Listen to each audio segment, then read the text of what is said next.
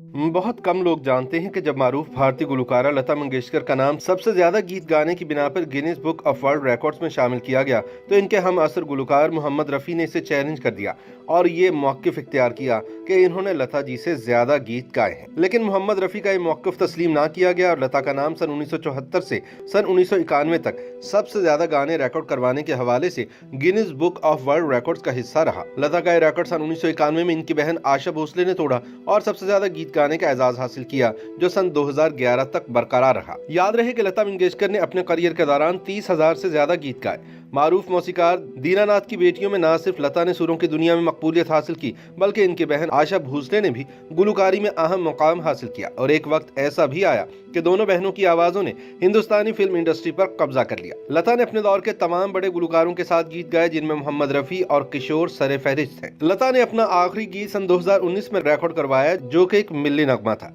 अपनी मधुर आवाज और सादा शख्सियत की बदौलत करोड़ों दिलों में उतरने वाली लता 6 फरवरी सन 2022 को कोरोना के बायस इंतकाल कर गई। लता की जिंदगी के कुछ वाकयात ऐसे हैं जो बहुत कम लोगों को मालूम है। लता मंगेशकर एक फनकार घराने में पैदा हुई। इनके वालिद एक थिएटर कंपनी चलाते थे। इस तरह फन और मौसीकी लता मंगेशकर को घुट्टी में मिला।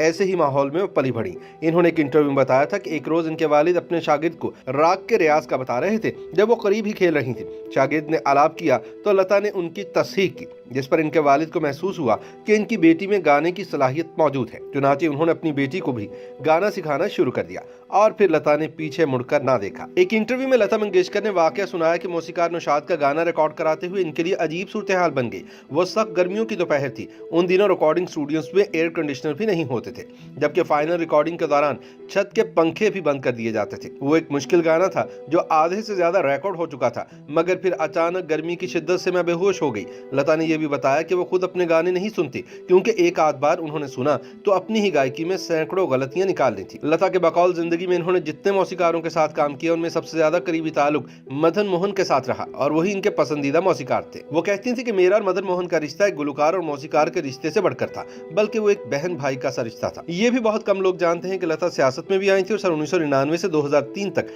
राज्यसभा की रुकन भी रही।